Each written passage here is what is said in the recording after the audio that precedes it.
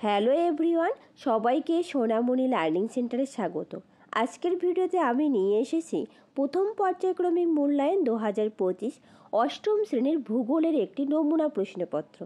এখানে যে প্রশ্নগুলো রাখা হয়েছে প্রত্যেকটা প্রশ্ন খুব ইম্পর্টেন্ট। তোমাদের পরীক্ষাতে যেরকম প্রশ্ন থাকে ঠিক একই ধরনের প্রশ্ন এখানে রাখা হয়েছে। তোমাদের পরীক্ষায় এবারে 30 নম্বরের হবে, সময় থাকবে 1 ঘন্টা। দেখো, শুরু করার আগে সিলেবাসটা একটু দেখে নেই কী কী থাকবে। প্রথম অধ্যায় পৃথিবীর অন্দরমহল, দ্বিতীয় অধ্যায় অস্তিত্ব পৃথিবী, তৃতীয় অধ্যায় শিলা, অষ্টম অধ্যায় ভারতের প্রতিবেশী দেশসমূহ ও তাদের সঙ্গে সম্পর্ক। তাহলে চলো শুরু করা যাক আজকের পর্বটি। দেখো, একের দাগ, বিকল্পগুলি থেকে ঠিক উত্তর নির্বাচন করে লেখো 10টি। একের এক, বহিঃকেন্দ্রমণ্ডলের ভৌত অবস্থা কঠিন, অর্ধতরল নাকি তরল নাকি গ্যাসীয় অবস্থায় থাকে? তো সঠিক উত্তরটি হবে অর্ধতরল অবস্থা। নেক্সট প্রশ্ন, একের 2, পৃথিবীর অভ্যন্তরের প্রধান স্তর হলো 2টি, 4টি, 3টি নাকি 5টি? তো সঠিক উত্তরটি হবে 3টি। 3টি কী কী? ভূত্বক, গুরুমণ্ডল এবং কেন্দ্রমণ্ডল। নেক্সট, একের 3, সান আন্দ্রেজ চ্যুতি গঠিত হয়েছে যে ধরনের পাত সীমানায় তা হলো নিরপেক্ষ, অভিসারী নাকি অপসারী পাত সীমানায়? তো সঠিক উত্তরটি হবে নিরপেক্ষ পাত সীমানায়। চলো নেক্সট প্রশ্ন, একের 4, ভারতের যে প্রতিবেশী দেশটির কোনো সমুদ্র বন্দর নেই তা হলো বাংলাদেশ, নেপাল, পাকিস্তান, শ্রীলঙ্কা? তো সঠিক উত্তরটি হবে নেপাল। পরের প্রশ্ন, মহাদেশীয় ভূত্বক গ্রানাইট, ব্যাসাল্ট, বেলে পাথর, স্লেট জাতীয় শিলা দ্বারা গঠিত? তো সঠিক উত্তরটি হবে গ্রানাইট জাতীয় শিলা দ্বারা গঠিত। পরের প্রশ্ন, একের 6, যে সীমানা বরাবর 2টি পাত পরস্পর থেকে দূরে সরে যায় তাকে বলা হয় অভিসারী পাত সীমান্ত নাকি প্রতিসারী বা অপসারী পাত সীমান্ত নাকি নিরপেক্ষ পাত সীমান্ত? তো সঠিক উত্তরটি হবে প্রতিসারী বা অপসারী পাত সীমান্ত। পরের প্রশ্ন, একের 7, পৃথিবীর দ্বিতীয় বৃহত্তম জনবহুল দেশ হলো চীন নাকি বাংলাদেশ নাকি ভারত নাকি নেপাল? তো সঠিক উত্তরটি হবে ভারত। আর পৃথিবীর দ্বিতীয় বৃহত্তম জনবহুল দেশ হলো ভারত, আর প্রথম হচ্ছে চীন, মনে রাখবে। পরের প্রশ্ন, একের 8, সিমেন্ট তৈরির কাজে লাগে ব্যাসাল্ট, চুনাপাথর, গ্রানাইট নাকি কোয়ার্জাইট? তো সঠিক উত্তরটি হবে চুনাপাথর। পরের প্রশ্ন, একের 9, বিজ্ঞানের যে শাখায় শিলা ও তার বৈশিষ্ট্য নিয়ে আলোকপাত করে তাকে বলে জিওলজি নাকি পেট্রোলজি নাকি মিনারেলজি? তো সঠিক উত্তরটি হবে পেট্রোলজি, অর্থাৎ শিলা ও তার বৈশিষ্ট্য নিয়ে আলোচনা করার বিজ্ঞানকে বলা হয় পেট্রোলজি। পরের প্রশ্ন, একের 10, ভারতের একমাত্র সক্রিয় আগ্নেয়গিরি পোপা নাকি ভিসুভিয়াস নাকি ব্যারেন? তো সঠিক উত্তরটি হবে ব্যারেন। ভারতে 2টো আগ্নেয়গিরি রয়েছে, একটা ব্যারেন একটা নারকণ্ডম। তো ব্যারেন হচ্ছে সক্রিয় আগ্নেয়গিরি আর নারকণ্ডম মৃত আগ্নেয়গিরি। এটা মনে রাখবে, পারলে খাতায় নোট ডাউন করে রাখো। পরের প্রশ্ন, পৃথিবীর একেবারে উপরে আছে ভূত্বক নাকি গুরুমণ্ডল নাকি কেন্দ্রমণ্ডল? তো সঠিক উত্তরটি হবে ভূত্বক। নেক্সট প্রশ্ন, একের 12, কোন দেশের সর্বোচ্চ শৃঙ্গ মাউন্ট এভারেস্ট? নেপালের নাকি ভারত নাকি ভুটান? তো সঠিক উত্তরটি হবে নেপালে। নেপালের সর্বোচ্চ শৃঙ্গের নাম মাউন্ট এভারেস্ট, যার উচ্চতা 8848 মিটার, মনে রাখবে। পরের প্রশ্ন, 2-এর দাগ, এক কথায় উত্তর দাও যে কোনো 6টি। 2-এর 1, কোন প্রকার শিলাস্তরে খনিজ তেল পাওয়া যায়? উত্তর, পাললিক শিলাস্তরে খনিজ তেল পাওয়া যায়। পরের প্রশ্ন, 2-এর 2, ভূমিকম্পের ক্ষয়ক্ষতি ও তীব্রতার মাত্রা পরিমাপ করা হয় কোন স্কেলে? উত্তর, রিক্টার স্কেলে ভূমিকম্পের তীব্রতা পরিমাপ করা হয়। পরের প্রশ্ন, 2-এর 3, পৃথিবীর গভীরতম গর্তটির নাম কি? উত্তর, পৃথিবীর গভীরতম গর্তটির নাম মারিয়ানা খাত।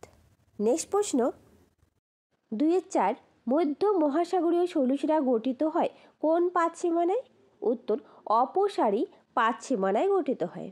নেক্সট প্রশ্ন, 2-এর 5, ভারতের কোন প্রতিবেশী দেশে ক্যারেজ প্রথায় জলসেচ করা হয়? উত্তর, পাকিস্তানে ক্যারেজ প্রথায় জলসেচ করা হয়। নেক্সট প্রশ্ন, 2-এর 6, অ্যাম্ফিবোলাইট কোন শিলার রূপান্তরিত রূপ? উত্তর, ব্যাসাল্ট শিলার রূপান্তরিত রূপ অ্যাম্ফিবোলাইট। আর গ্রানাইট নিজ শিলায় পরিবর্তিত হয়, ঠিক আছে, মনে রাখবে। নেক্সট প্রশ্ন, 2-এর 7, ম্যাগমা কি? উত্তর, ভূগর্ভের পদার্থ প্রচণ্ড চাপ ও তাপে গ্যাস বাষ্প মিশ্রিত হয়ে গলিত অবস্থায় থাকলে তাকে ম্যাগমা বলা হয়। পরের প্রশ্ন 2-8, ভূগর্ভের কী হারে উষ্ণতা বৃদ্ধি পায়? উত্তর, ভূগর্ভে প্রতি 33 মিটার গভীরতায় 1 ডিগ্রি সেলসিয়াস উষ্ণতা বৃদ্ধি পায়। পরের প্রশ্ন 2-9, উষ্ণ প্রস্রবণে ভূগর্ভ থেকে কী নির্গত হয়? উত্তর, উষ্ণ প্রস্রবণে ভূগর্ভ থেকে ফুটন্ত জল নির্গত হয়। ঠিক আছে, তোমাদের বলে রাখি, তোমরা যারা নতুন প্লিজ চ্যানেলটা সাবস্ক্রাইব করে পাশে থাকবে, পাশে থাকার বেল আইকনটি ক্লিক করে রাখবে। আর যদি তোমাদের ভিডিওটা ভালো লেগে থাকে তাহলে একটা লাইক, শেয়ার অ্যান্ড কমেন্ট করবে। চলো পরের প্রশ্ন 3 দাগের, নিচের প্রশ্নগুলির উত্তর দাও। যে কোনো 5টি প্রশ্ন 2 নম্বর করে থাকবে, 5 2 10। 3-1, সার্কের পুরো নাম কি? এর সদর দপ্তর কোথায়? উত্তর, সার্ক এর পুরো নাম south Asian association for regional cooperation. Very important প্রশ্ন, পরীক্ষা এটা থাকবেই। সার্কের সদর দপ্তর নেপালের কাঠমান্ডুতে অবস্থিত। এর সাথে মনে রাখবে সার্ক গঠিত হয় 1985 সালে। পরের প্রশ্ন 3-2, কাকে ও কেন দারুচিনির দ্বীপ বলা হয়? উত্তর, শ্রীলঙ্কাকে দারুচিনির দ্বীপ বলা হয় তার কারণ এখানে প্রচুর পরিমাণে দারুচিনি উৎপাদিত হওয়ায় সারা বিশ্বে তা রপ্তানি করা হয়। এই জন্য শ্রীলঙ্কাকে দারুচিনির দ্বীপ বলা হয়। চলো নেক্সট প্রশ্ন। পরের প্রশ্ন 3-3, নেপালের শিল্পের সংক্ষিপ্ত বিবরণ দাও। উত্তর, নেপালের বৃহত্তম শিল্প হলো পর্যটন শিল্প। এটি বিদেশি মুদ্রা অর্জনের বৃহত্তম উৎস। এছাড়া কাগজ, পাট, চিনি, চর্ম, সুতি বস্ত্র, দেশলাই প্রভৃতি তৈরির কারখানা আছে। পরের প্রশ্ন 3-4, প্রশান্ত মহাসাগরীয় আগ্নেয় মেঘলা বলতে কী বোঝো? ভেরি ইম্পর্ট্যান্ট প্রশ্ন। উত্তর, প্রশান্ত মহাসাগরের উভয় উপকূলে অভিসারী পাত সীমানা বরাবর পৃথিবীর বেশিরভাগ আগ্নেয়গিরি অবস্থিত বলে একে প্রশান্ত মহাসাগরীয় আগ্নেয় মেঘলা বলা হয়।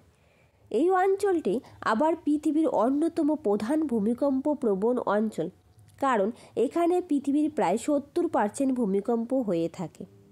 ঠিক আছে, এই প্রশ্নটা খুব ইম্পর্টেন্ট। 2 নম্বরের জন্য এতটুকু, 5 নম্বরের জন্য প্রশ্নটা আসতে পারে।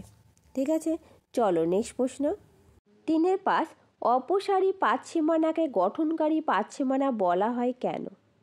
উত্তর, অপসারী পাত সীমানা বরাবর দুটি পাত পরস্পর থেকে দূরে সরে যায় বলে ফাটলের সৃষ্টি হয়। সেই ফাটল বরাবর ভূগর্ভস্থ ম্যাগমা বাইরে বেরিয়ে এসে নতুন ভূমিরূপ গঠিত হয় বলে অপসারী পাত সীমানাকে গঠনকারী পাত সীমানা বলা হয়। পরের প্রশ্ন 3-6, নিরপেক্ষ পাত সীমানা কাকে বলে? উত্তর, যে সীমানা বরাবর দুটি পাত পাশাপাশি অগ্রসর হয় কিন্তু তাদের মধ্যে কোনো সংঘর্ষ হয় না তাকে নিরপেক্ষ পাত সীমানা বলে। ক্যালিফোর্নিয়ার উত্তর দিকে বিস্তৃত সান আন্দ্রেস চ্যুতি এরকম পাত সীমানার উদাহরণ। Very important. এখানকার যে প্রশ্নগুলো রয়েছে প্রত্যেকটা প্রশ্ন খুব ইম্পর্টেন্ট। ঠিক আছে, তোমরা খুব ভালো করে প্রশ্নগুলো কভার করবে। চলো নেক্সট প্রশ্ন। এরপর দেখো 3-7, ভূত্বক ও শিলামণ্ডলের মধ্যে পার্থক্য করো। ভূত্বক, শিলামণ্ডল। দেখো 1 নম্বর পয়েন্ট, পৃথিবীর যে অংশে মানুষ, জীবজন্তু, গাছপালা দেখা যায় সেই বহির আবরণকে আমরা ভূত্বক বলি। শিলামণ্ডল, গুরুমণ্ডলের উপরিভাগের অপেক্ষাকৃত হালকা যে কঠিন শিলাস্তরটি অবস্থিত তাকে শিলামণ্ডল বলে।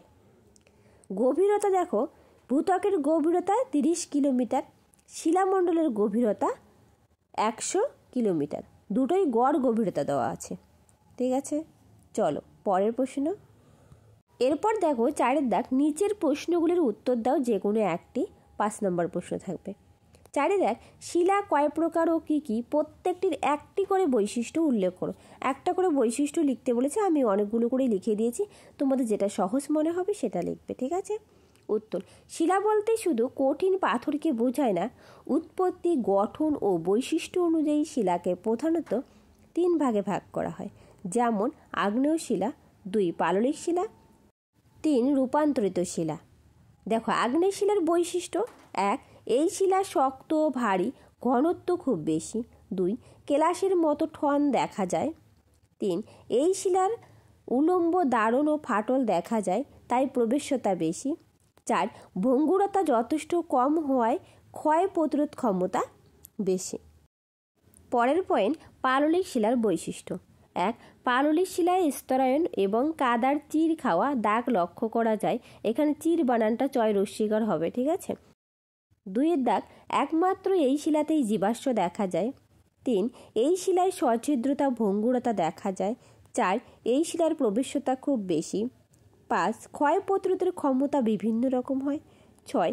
কয়লা, খনিজ তেল, প্রাকৃতিক গ্যাসের ভাণ্ডার এই পাললিক শিলা। 7. কাঠিন্য আগ্নেয়শিলার থেকে কম দারুণ ফাটল বা কেলাসের গঠন থাকে না, ঠিক আছে। চলো এরপর রূপান্তরিত শিলার বৈশিষ্ট্য পড়ব। দেখো, রূপান্তরিত শিলার বৈশিষ্ট্য, রূপান্তরের ফলে আগ্নেয় বা পাললিক শিলা অনেক বেশি কঠিন হয়ে যায়। 2. এই শিলা কেলাসযুক্ত হতে পারে। 3. পাললিক শিলা রূপান্তরিত হলে তার ভঙ্গুরতা কমে যায়। 4. রূপান্তরের ফলে শিলার ভিতরের খনিজের অবস্থানের পরিবর্তন ঘটে, ঠিক আছে। তোমাদের বলছে একটি করে বৈশিষ্ট্য, তোমরা একটি করে বৈশিষ্ট্য লিখে দেবে, ঠিক আছে। চলো পরের প্রশ্ন। এরপর দেখো 4-2, শিয়াল ও সীমার মধ্যে পার্থক্য, খুব ইম্পর্টেন্ট একটা প্রশ্ন। বিষয় শিয়াল, সীমা। প্রকৃতি, শিয়াল মহাদেশীয় শিলার অংশ, সীমা মহাসাগরীয় শিলার অংশ বিশেষ। উপাদান, শিয়ালের উপাদান সিলিকন এবং অ্যালুমিনিয়াম, আর সীমার উপাদান সিলিকা ও ম্যাগনেসিয়াম। বিযুক্তি রেখা, শিয়াল ও সীমার মধ্যে আছে কনরাড বিযুক্তি রেখা, সীমার নিম্নে আছে মোহ বিযুক্তি রেখা। তারপর আপেক্ষিক গুরুত্ব, শিয়ালের আপেক্ষিক গুরুত্ব 2.75 থেকে 2.9, সীমার আপেক্ষিক গুরুত্ব 2.9 থেকে 3। শিয়ালের পি তরঙ্গের গতিবেগ 6.2 কিলোমিটার পার সেকেন্ড, সীমার পি তরঙ্গের গতিবেগ 7 কিমি পার সেকেন্ড। উদ্ভিদ, শিয়ালে প্রচুর উদ্ভিদ দেখা যায়, সীমায় অপেক্ষাকৃত কম উদ্ভিদ দেখা যায়। গুরুত্ব, শিয়ালে মানব জীবনে শিয়ালের গুরুত্ব বেশি, সীমা মানব জীবনে সীমার গুরুত্ব কম। এই পার্থক্যটা খুব ইম্পর্টেন্ট, পরীক্ষায় আসার খুব সম্ভাবনা রয়েছে। চলো পরের প্রশ্ন, আর একটা পার্থক্য দেওয়া আছে। দেখো 4-3, ভূমিকম্পের কেন্দ্র ও উপকেন্দ্রের মধ্যে পার্থক্য। বিষয়, ভূমিকম্পের কেন্দ্র এবং উপকেন্দ্র। প্রথমে সংজ্ঞা দেওয়া আছে, সংজ্ঞা দুটো মুখস্থ করবে, এমনিতেও আসতে পারে ভূমিকম্পের কেন্দ্র কাকে বলে বা ভূমিকম্পের উপকেন্দ্র কাকে বলে। দেখো সংজ্ঞা, ভূমিকম্পের কেন্দ্র, ভূ অভ্যন্তরে যে স্থান বা বিন্দু হতে ভূমিকম্পের উৎপত্তি হয় তাকে ভূমিকম্পের কেন্দ্র বলে। উপকেন্দ্র, ভূমিকম্প কেন্দ্রের ঠিক সোজাসুজি 90 ডিগ্রি উলম্ব দিকে নিকটতম ভূপৃষ্ঠের বিন্দুকে উপকেন্দ্র বলে। অবস্থান, ভূমিকম্পের কেন্দ্রের অবস্থান ভূ অভ্যন্তরে আর উপকেন্দ্রের অবস্থান ভূপৃষ্ঠে। তরঙ্গের প্রকৃতি, কেন্দ্র থেকে উপকেন্দ্রের তরঙ্গ উল্লম্বভাবে এগিয়ে আসে, উপকেন্দ্রের চারদিকে তরঙ্গ অনুভূমিকভাবে প্রসারিত হয়। তীব্রতা, ভূমিকম্পের কেন্দ্রে থেকে উপকেন্দ্রের দিকে যতই যাওয়া যায় তরঙ্গের তীব্রতা ততই বাড়ে। উপকেন্দ্র, ভূমিকম্পের উপকেন্দ্রের চারপাশে যতই যাওয়া যায় ততই কম্পন বা তীব্রতা কম হয়।